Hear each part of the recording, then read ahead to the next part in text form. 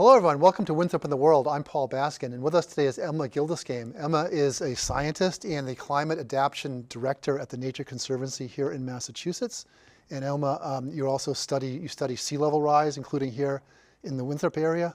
Thank you for joining us. Yeah, thank you for having me. I'm looking forward to our conversation. So one of the things obviously we'd like to know about is how bad is it? How bad is it now in terms of sea level rise, and how bad is it going to get, and how fast? Are these things you can tell us with any degree of precision here in Winthrop? Yeah, and actually this is information that anybody who's looking for data, for experience on this, can look to a number of places online that the state of Massachusetts has compiled data. So I have here in front of me, these are the annual flood likelihoods. So this is showing how likely an area is to see significant flooding in a year. Okay. And the more watery colors, those blues and the purples, are more frequent flooding. The more emergency colors, so the reds and the oranges, those are in a really significant flood event, in a really major storm, you might see flooding. And so this is 2030, and 2030 is basically here, right? Like, it's 5 years away.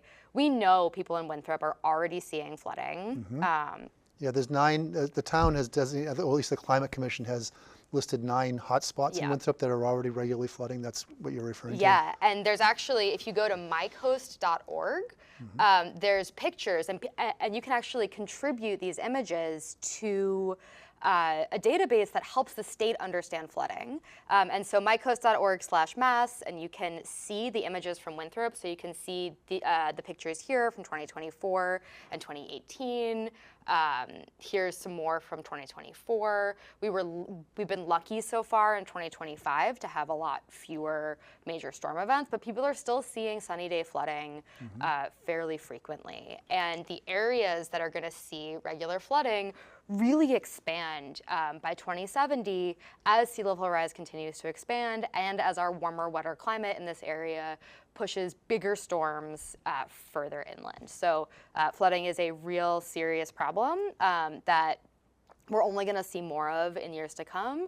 And it's not just coming from the ocean, it's also coming from rainfall, from more intense rain events that we're seeing more frequently that just dump massive amounts of water, and especially when that lands on surfaces like roofs, pavement, it just flushes and causes a fairly significant amount of flooding as well. Right. So here in Winthrop, there's 9, like I said, hotspots. The top one that people talk about a lot is the one along Morton Street, along the Bell Island Reservation. There it happens, I guess, with some degree of frequency out there. You call it sunny day flooding. What does that mean? I mean, without any rain at all, it just suddenly starts flooding, or what? Yeah, so that's tidal flooding. So as lots of people who live along the coast know, tides aren't the same height every day. You have some times of year where your high tides are higher, some times of year where your high tides are lower. And so what sunny day flooding is really talking about is on a beautiful sunny day, there's no storms brewing offshore, there's no big rainfall causing stormwater flooding. People are still getting water in their backyards, in their basements, in their driveways, or even on the road. So is that think of that as like a sort of a fundamental rise in the background level of the ocean? Yep, and so that's due to sea level rise. And that's also a little bit of an indicator of what we'll be seeing more frequently, because today's seasonal high tides, so like the highest spring tide or the highest non-storm tide, those are going to be our kind of more normal tides by 2050, 2070. Right. So I want to get into the question of what to do about it in sort of a broader sense, but maybe like look at the case of Morton Street. That's apparently the most advanced in terms of planning, so to speak, in this town, and it doesn't seem like it's even that advanced really right now. There was a study that looked at options, and the consultant that they hired came back with the idea of building a berm back there. Does that seem like a sensible way to approach this kind of thing?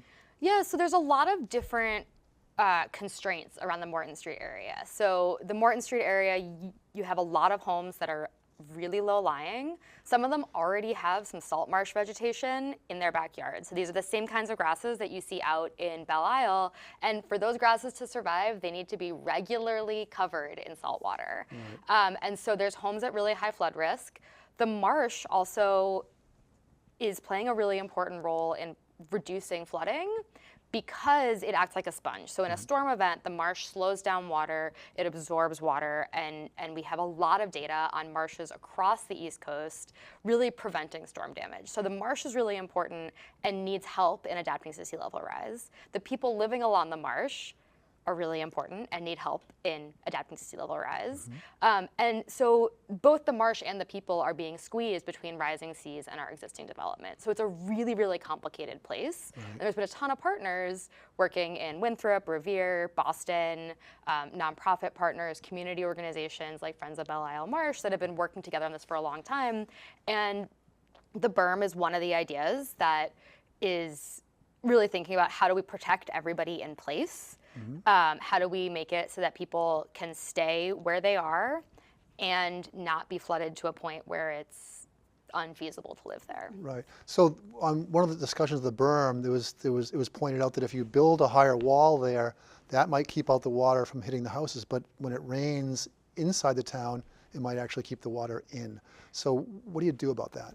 Yeah, so there's a whole bunch of engineering solutions that you can do there's like check valves, which basically are pipes that the water can only go one way through. There's ways to do that, but really Morton Street is where some really hard conversations are already happening about what's the future and if we're protecting certain places, at what cost, right? If you, like the classic approach is a very hardened approach of we're gonna build a wall, we're gonna keep the water over there, we're gonna put the people over here, but then you've decided to live in this beautiful coastal place and then you have no access to the coast anymore because you're protecting yourself from water. So those are the types of solutions that we're trying to avoid by having these really hard conversations about when is it time to say these aren't places that are safe to live anymore. And has Morton Street, among other areas potentially in Winthrop, reached that point? So there are homeowners who are already coming to members of the project team and saying, look, we've lost cars. We have to be coordinating. Over in Revere, there's a neighborhood that has, the Beachmont neighborhood has a text message thread of like, hey everybody, don't forget, move your cars today so that we don't flood. The area around Belle Isle Marsh is low-lying enough that people are already saying, this isn't feasible, we need help, and we want to move out, but also we don't want to sell our homes to somebody unsuspecting who will then just have to deal with this flooding. So we actually are hearing directly from people who live in Winthrop that they're ready for a different type of solution. Right, which then gets into the question of what that solution might be and who's going to pay for it. Because there's talk about, I mean, maybe what people might want to just have the government buy out their home, but is there funding for that? Is there going to be funding for that? How far can we go? I mean, if it's going to keep happening all around the country, is it realistic to expect that there's money to buy all these houses? And is that fair too for the people who, in a lot of cases, have more expensive homes? Huge topics. How do you begin? I mean, first of all, is it true that is there not money for people in a place like Morton Street to get their houses bought out? Right now, there isn't. Okay. So right now, the way that the federal flood insurance program works is you pay into your flood insurance premium. It's upheld and supported and backed by the federal government, so all of us as taxpayers. And when a disaster occurs, one of the options that might be available, depending on the coordination between FEMA, the state, and your local government, might be buyouts. Okay. Right now, there hasn't been a disaster declaration in a long time. I actually don't know when the last disaster declaration here was, but we are outside of the realm of that being an option. And then, so those FEMA options are not really applicable here. And ideally, we don't have to face a major disaster before we can take action. And so as part of the Resilient Coasts Plan, the state of Massachusetts is actually right now in the process of hiring a consultant to explore what could a buyout program at the state level look like for Massachusetts. And that's part of their Resilient Coast commitment to recognizing that thinking about managed retreat, which we'll back up and define in a second, thinking about managed retreat is really important for the state, and it's something that municipalities and individual homeowners can't do on their own, and it's a place where the state really needs to provide support. And I am so grateful to the state for seeing that, because we know that municipalities are trying to figure out how to keep the school buses running and the roads plowed and the public health offices staffed. Like there's so many things, public safety, police, fire, ambulance, all of that is really a lot of work for municipalities. Layering this on top of it is really hard. The state needs to help. So the town would have a trouble sort of doing this by doing buyouts on its own. Can the state even do it, or is this a national thing? And do we really actually have to have a national conversation and agreement on who's going to be bought out under what circumstances, and sort of get something collectively done? I mean, can even the state realistically do this on its own? I think the state. So part of the feasibility study is going to be looking at how do we pay for this. We wouldn't be the first to have a state-level buyout program. There's a lot of states who figured this out, and they've all found creative ways to do that funding. So it's a lot of money, but the reality is the option isn't maintain the status quo or spend all this money. The option is put a ton of money aside to respond to disasters, recover from disasters, manage emergency response during disasters. And in some places, there haven't been a lot of cases in Massachusetts, but there have been some where towns have done assessments and said, by this date, it will no longer be cost effective to protect these homes. And so you can't just say, haha, you spent a whole bunch of money, the biggest investment in your entire life, walk away. And so a fair and comprehensive buyout program is really essential for figuring out how to solve these problems over time. But fair is a really difficult question to get at, because what you're describing is one way of thinking of fair. Another might be people would say, well, you chose to buy in that area, you enjoyed living in that area for 10, 20 years, now you want to come to me, the state taxpayer, and buy out your home. I mean, there might be people who think, well, that's not really fair either. Like, how do you begin to get around that? Yeah, it's really hard. I think the reality is we haven't, for a long time, taken climate change seriously enough to be able to say with a straight face, you knew what you were getting into when you bought this home. And so there's a lot of people who love the ocean, love living in a coastal town, who thought, yeah, based on the flood maps that were made in the 90s, when I bought my home, this house was safe. And so there's a lot of conversation to be had about who's responsible for whom and who do we look out for and take care of as a government. But the reality is the option of you need to move and there's no help coming will leave a lot of people unable to afford housing. And so there needs to be some sort of support. And we need to have some serious conversations as a society about how do we pay for this and how do we provide support to help people maintain not just their physical resilience, but their social resilience, because community is so important to how people stay safe in a storm. So hearing all that, but then also just sort of thinking about what we know is going on in this country in terms of what seems to be a chronic and worsening inability to have conversations with people about difficult topics, and this goes, well beyond climate. Is that even realistic to think is even possible in this country, or should anybody looking at it think, here's this scientist telling us we need to have a big conversation about it, but doesn't seem at all realistic to expect, so therefore I better just do what I can for myself, essentially. Yeah, I think that if you try to have the conversation at the whole country level, you're going to have a lot of really different opinions based on people's different lived experiences. But we've been having conversations across Massachusetts this year, and they're community level. So we had one in Winthrop in May. We've been in like the Taunton-Dighton area. We've been up on the North Shore. And people are open because they have this experience of, we can see that flooding is bad. We can see that something needs to be different. And the beauty of trying to have these conversations before a storm happens, before the next big disaster, is we can have them as in kind of times of lower stress, in times of what could our future look like? Because one of the really important things is not just talking about what we're going to lose, but thinking about what could our future look like, and what does the future of our relationship to the coast look like? Because We're not saying we're going to move far away from the coast and we're going to have no connection to the ocean anymore. Of course, in the Bay State, we're still going to have connection to the water, and it's thinking about how do we maintain that connection and maintain the safety and resilience that we need. So on the topic of fairness, another part of that element of that is the question of who, what is responsible for putting us in this situation. Is there any discussion about somehow trying to parse out who or what in society was responsible for creating this, pushing it, sort of getting people to ignore it for so long, and somehow having an accounting on that level, or is that beyond anybody's expectation? So that is beyond the scope of all of the work that I'm doing.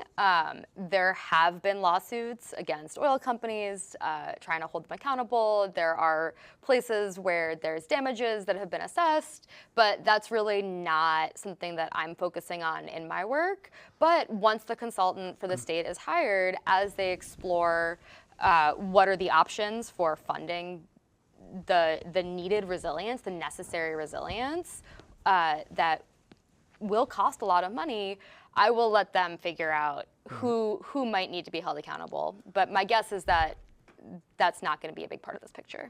So the other night, the town's climate commission, which by the way, Winthrop, a coastal community, only created a climate commission a year ago. I guess one question is, before I get into that, is that normal? I mean, is it normal for a town on the coast surrounded by water to have only created a climate commission a year ago? I think it really depends on what on how the town works. There's towns that have no climate commission, but they have staff who work on this issue. I've been working with folks in Winthrop on climate issues for much longer than the past year. So it's really, it's hard to say who's early and who's late, because one of the interesting things about being a home rule state like Massachusetts, where all these decisions happen at a really small, like, municipal scale, is for some towns having a climate commission is what makes sense. For other towns, it's the Conservation Commission is leading on this. In others, it's something out of the town council's office. So it's hard to say. Okay, so the thing I was getting at was then, like, just a few nights ago, the Climate Commission had a meeting, and there was a woman who came in from one of the areas in town that's getting some flooding, and not the top one, which is Morton. And it was kind of tough to listen to because she was pleading for help, and the commission members certainly would want to help her, but they were trying to explain that, well, there's 9 of these hot spots in town. The one that's considered the most significant, the only thing we've been able to get for it so far is a study of whether to build a berm, never mind the money to actually build it or to do anything else. And that was just the one location. Yeah. What do you think when you hear about situations like that happening? Is there anything else the town could be doing, or is the town kind of in a position, well, there's no state money, no real state money, no real federal money to do anything about this, so really all they can do for this woman and other people living in town in similar situations is to express their concern and their condolences, essentially? Well, so that compassion of expressing concern and condolences is really important. Not going to undermine that. The town has for a long time been supporting homeowners with things like helping to set up sandbags and temporary barriers, which are temporary, but while we're planning for long-term resilience, like nature-based solutions, like restoring marshes, like thinking about where do we move away from, we need to help people now. And so the DPW has already done a lot to be helping with that, and there's always more to do. There is funding through the state for resiliency actions, and it does take time because it's really hard, but more help from the state is really needed because towns can't do this by themselves. No town can become an expert, or every town in our system becomes an expert in something a little bit different. And so we've been convening municipal staff from across the state to help learn from each other, because people are hurting and people are having a really hard time, and we need to be able to say more than we can bring over sandbags and we're working on the bigger picture. Right. Another issue that's talked about in town is the condition of the pipes underneath the roadways, which clear out the water. There are some who I think seem to be saying that, you know, maybe one of the main solutions we could do here in Winthrop, and probably other towns too, is to excavate our roads and really clean those pipes. Well, we may not even have to excavate the roads, but whatever it takes to clean them out a bit more. What percentage of the problem you think is that? I mean, is that a significant share of what's going on? It is a notable share of what's going on. So when you see, sometimes you'll see high tide, at high tide, you'll see storm drains bubbling, and that's because of damaged or out-of-date check valves, which is the valve I mentioned before, where water can only go one way through it. Right. And so if those valves get damaged and they let water come back up at high tide, those pipes are at the lowest point, then they fill up with water, and then you get flooding. So clearing out those storm drains and repairing them is a really important interim step, because we need to be thinking, it's almost like three-dimensional chess. We need to be thinking about reducing flooding now, because people are experiencing flooding now.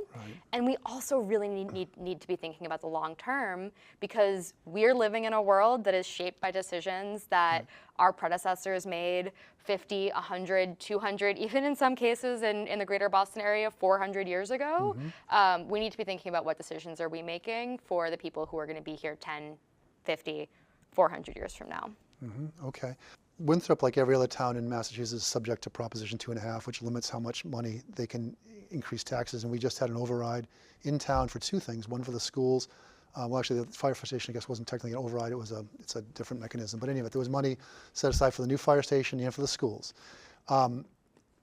Should the town be spending more money on this? I mean, again, I don't know if you can say that specific to the case of Winthrop, but it's just from what you watch go on in cities and towns around Massachusetts.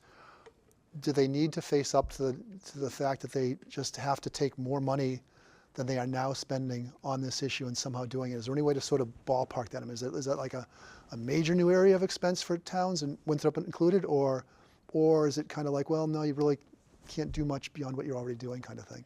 So I can't speak to Winthrop's budget specifically. I know that every town budget across the state is tight. And also, towns are already paying for resilience and disaster recovery. Towns are already paying for preventing flooding in some cases.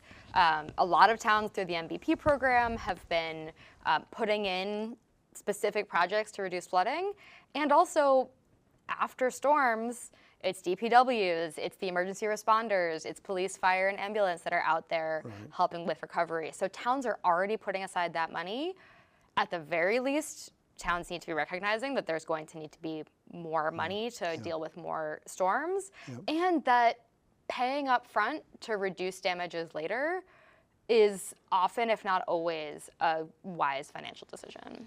So we've talked pretty much exclusively about mitigation, which is sort of dealing with the fact, this reality. Is there anything that a town like Winthrop should be doing to help with actually slowing down the problem? Or is it the case that climate change is such a big thing, it's worldwide, that a town like Winthrop, even if it significantly changed its transportation structure away from cars or reduced car level, that really wouldn't make any difference anyway, because it's just such a, I mean, what's your take on this? Is there how much, if any, energy should the people of Winthrop be spending on worrying about that?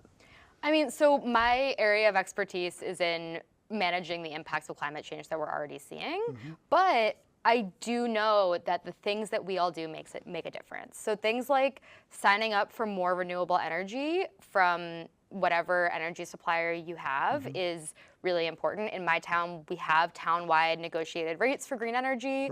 That can be something that more towns can explore, because then you're getting economies of scale for renewable energy. As opposed to what goes on, at least here, I think in town, was we got mailings saying, if you would like to voluntarily pay more money to your electric bill in order to have it come from a renewable source, we will welcome you to do that.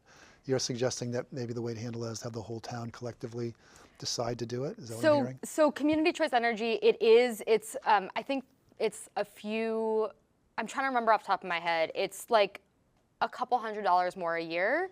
For me, with my budget and my energy use, it's a couple $100s more a year. I'm able to spend that, and so I choose to spend that. Not everybody's able to spend that. We are at a point where we need to recognize that renewable energy is really important, and that there are actions that municipal and state governments can, and the federal government can take to help make that more affordable. Helping support more alternative transit, helping invest in solutions like geothermal and other alternative energy sources, switching from gas to electric. All of these things are really important, because climate change is already here, and also there's still work that all of us can do to slow the pace of future climate change. So you mentioned geothermal, and we talked about the fire station, but as you may know, as part of the planning for the new fire station that voters just approved, they're looking at least at the question of maybe having it powered through geothermal. There was, again, a discussion of that the other night, and the fire chief was very welcoming of it, but also said that, I need to keep the project within budget. What do you think when you hear something like that? So here we have a case where we might consider something like geothermal that might cost more money up front, but there might be resistance to do it because it would violate the budget. What's the argument that can be made in a situation like that? Yeah, so this is way outside my area of expertise. I think that this is where bringing in really long-term planning and also finding creative grant or renewable energy loan sources, which I don't think exist, but again, not my area of expertise. Okay. I hope that somebody's giving favorable renewable energy loans out there. They're talking about it, yes. Yeah, but yeah, this is not an area I know a lot about, but budget is a real concern, and also thinking long term, a lot of these solutions end up looking a lot more favorable over the long term than they do up front. Right. We mentioned transit, and obviously the big transit thing for us here in Winthrop is the Orient Heights T station. As I think you know, that's not just a T station, but it's also a maintenance yard where a lot of the operations of the Blue Line actually happen out of. What risk is that location in, and what should people in Winthrop know about that? Yeah, so that maintenance yard sticks out into Belle Isle Marsh. And so it is raised up a little bit. It's not directly in the marsh, it's a little bit above the marsh, but it is at extreme flood risk, and the T is looking at how do they keep that safe, because the Blue Line is a really critical piece of infrastructure. During the pandemic, when people were staying home, there was very low ridership across most of the T. The ridership the line that lost the least amount of ridership was the Blue Line, which tells us that in the earliest days of the pandemic, the people who were still going into their offices, so people who were working in healthcare, working in emergency services, that they also didn't have an alternative other than taking the Blue Line. So they didn't have access to a car, because early days of the pandemic, if you had access to a car and didn't have to ride public transit, you were almost definitely taking a car. The Blue Line is critical infrastructure for people who often don't have another alternative. So maintaining the safety of that maintenance yard is essential for keeping the Blue Line running, and the entire Blue Line is at really extreme flood risk. Right. Well, obviously it goes underneath the harbor, right? Is that at risk at some point of being a flood risk there? Well, it already has been. I mean, in the 2018 storms, the aquarium stop was completely flooded. Now they have deployable barriers, so they have, and you can actually see them in action in September. I think the city of Boston is doing a deployables day where they demonstrate getting those barriers up really quickly when a storm comes in, and so barriers like that are going to become really important. The other pieces. Can I ask the barrier? I'm trying to understand what you mean. So the train couldn't block the water, let the train go. I mean, the line would have to shut down, wouldn't it? So it blocks the entrances into the train station, because the actual tunnel where the train goes underwater is completely waterproof. The way that the water gets in is it goes in through the stations. So people can't really get in, but water can't get in. And then as soon as the flooding recedes, if the flooding is bad enough that the water's getting in, you're not going to want to put people in those trains anyway. You block off the station, the water goes down, the station is still dry, and you don't have millions of dollars of damages that we saw in 2018. I see. And I'm sorry I interrupted you. About to finish another part of that. Oh, so there's pieces of the Blue Line and the commuter rail north of the city that are already either at or already underwater at certain tidal stages. And so really thinking about how do we elevate or move pieces of train infrastructure is really hard, because train lines are all attached to each other. So if you move one part, you have to change the whole grade for miles. And so thinking about how do we support the T in doing that work while also dealing with their backlog. Like we are not built for this.